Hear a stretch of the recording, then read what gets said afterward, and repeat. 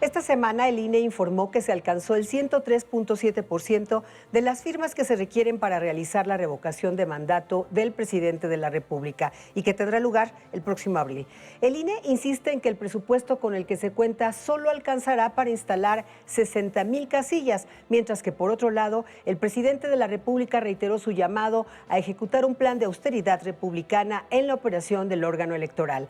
Acompáñenos a conversar con el diputado por Morena, Juan Ramiro Robledo, presidente de la Comisión de Puntos Constitucionales de la Cámara de Diputados.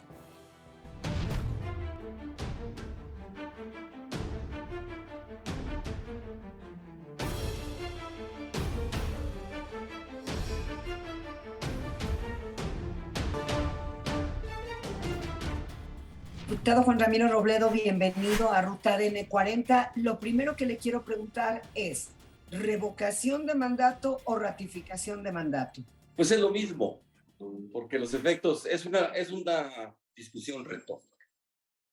Porque la revocación de mandato tendrá como ejercicio de consulta un resultado. Si el resultado es mayoritario para la persona por quien se va a votar, pues será ratificación. Si es al revés, pues será una revocación. Es decir, es la manera de llamar al resultado del ejercicio de consulta. Realmente es una discusión política que no vale más que para acomodarla en el buen cajón de la retórica discursiva. Bien, ahora bien, ¿qué dice la nueva ley de revocación de mandato publicada el año pasado? ¿Cuáles son sus puntos centrales para efectos de esta consulta? Bueno, fundamentalmente es una nueva institución en la Constitución mexicana. En muchos países que se jactan de tener una democracia liberal, capitalista, existe en su texto principal. En otros se da de manera diferente, como un plebiscito o como una consecuencia de una elección intermedia plenaria del Congreso, o del Parlamento, mejor dicho.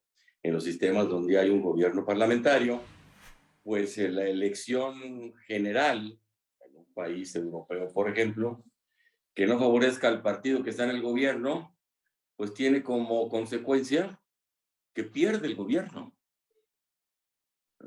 Esto me da pauta para hacer un comentario. No conozco ningún gobernante en el mundo que no quiera tener la Asamblea Legislativa de su lado. Buscan tenerla. Y en otros lados, pues haces condición tener la mayoría en la Cámara para poder gobernar. Esa división de poderes clásica que nos heredó la Constitución de Filadelfia, que nos heredó porque el Congreso de 1824 la copió prácticamente de manera literal, y luego el resto de América Latina. Esa Constitución federal, con ese esquema presidencialista, bueno, pues es muy distinto al que tienen otros países democráticos, liberales en el mundo, en donde la división de poderes se da a la hora de ejercer las atribuciones. Pero resulta que el presidente de España o el presidente de Francia o el primer ministro de Italia o de Inglaterra son diputados simultáneamente. En México eso no podría ser, sería motivo de un hasta escándalo también de debate discursivo. Entonces, ¿qué hay?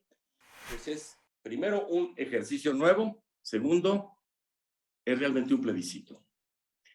Iba a ser la consulta simultánea con la elección de junio, es decir, con la elección intermedia del Congreso en nuestro país, la de los 3 años. Los partidos de oposición al gobierno federal, al presidente, adujeron que eso sería una especie de jugada de ventaja para el presidente y para su partido Morena, porque implicaría que en una urna más aparecería la boleta con el nombre de López Obrador.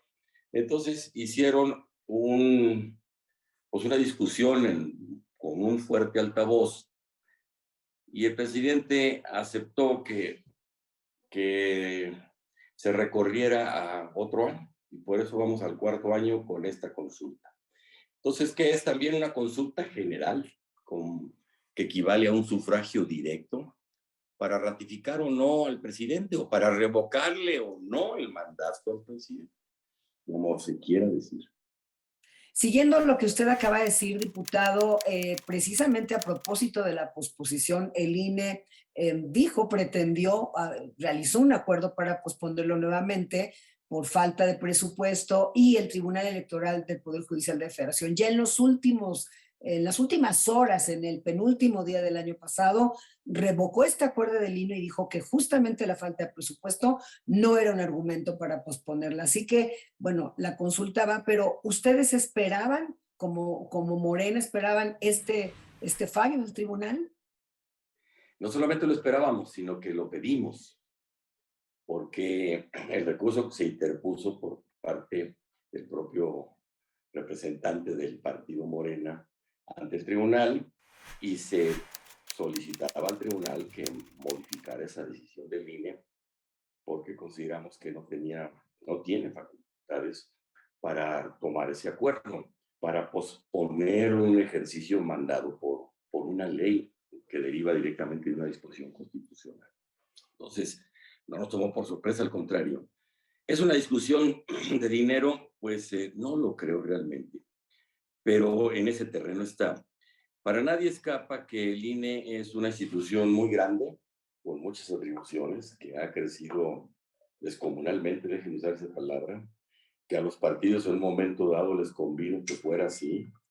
Hoy nos parece a una buena parte de los mexicanos, quizás no a todos, a una buena parte de los partidos, que tiene facultades excedidas, que tiene muchos recursos, creo que además que tienen sueldos arriba del promedio de la burocracia mexicana, muy arriba del promedio de los mandos superiores del resto de la administración pública federal y de los estados, que no se han querido reducir el gasto administrativo, no solamente en salarios, sino en otro tipo de estipendios y prestaciones.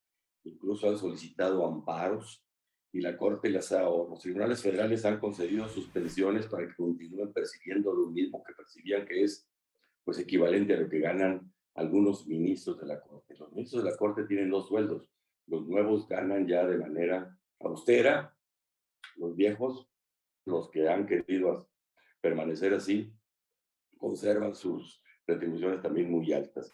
Quizás haya influido también, no puedo decirlo, a que se concedan amparos a los funcionarios titulares de los órganos constitucionales autónomos, que son los que han pedido seguir ganando muy por arriba del presidente. Este es un dato que tiene que ver con la discusión, porque un argumento principal de quienes opinamos que el INE no puede estar aduciendo razones de dinero es que tiene mucho dinero y que gasta mucho en asuntos que no debería gastar. Hace poco traían el proyecto de construir una torre, un edificio gigante para albergar sus oficinas administrativas. Creo que el país no está para eso. Y la consulta pudo no haber costado nada si se hubiera practicado en la elección pasada, el año pasado, en junio. Hubiera costado lo que vale una papeleta más.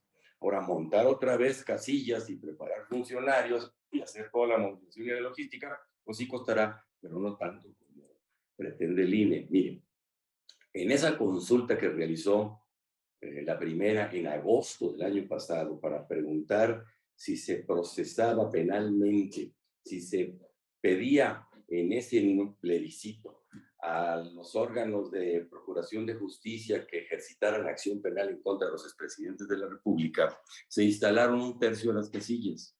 Y el INE reportó haber gastado poco más de 570 millones de pesos. Si eso se multiplica por 3, da poco más de 1.500 millones de pesos, que es lo que le autorizó el Congreso, la Cámara de Diputados. Entonces, con base en esa estimación, la Comisión de Presupuesto y finalmente el Pleno le dio esa cantidad adicional al INE, no le redujo nada, no le dio todo lo que pedía. Eso es lo que ha sucedido realmente.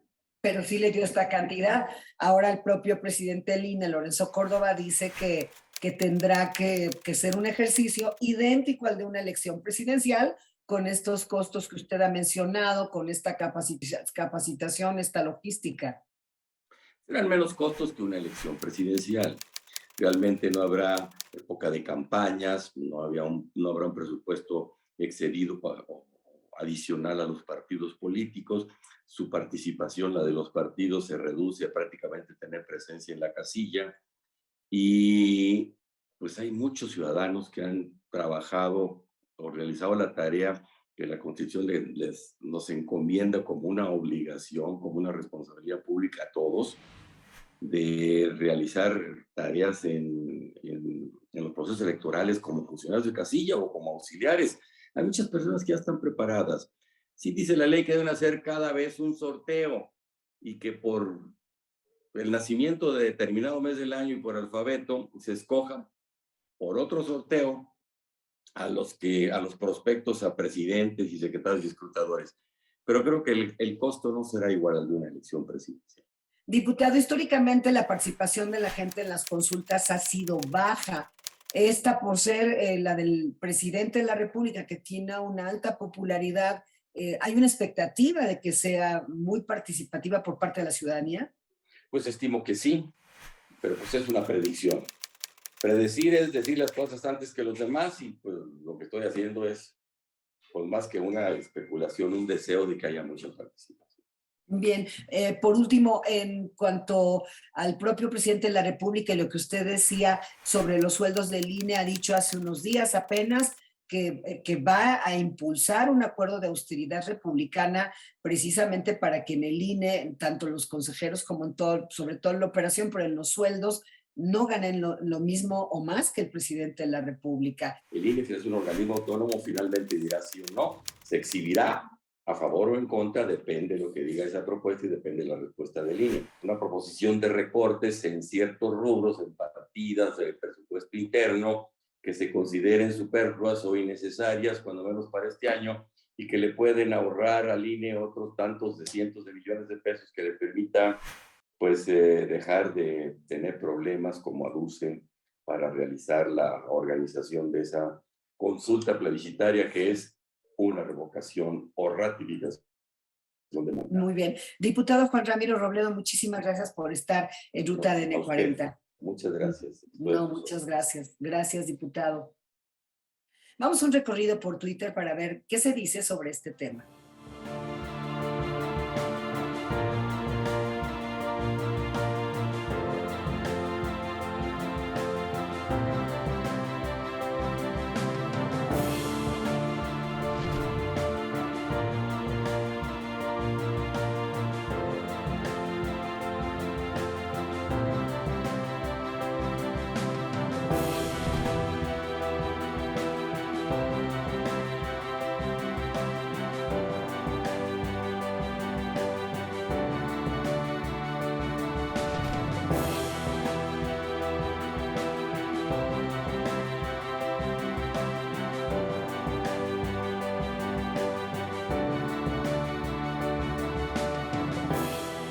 Muchas gracias por acompañarnos en una emisión más de Ruta ADN 40.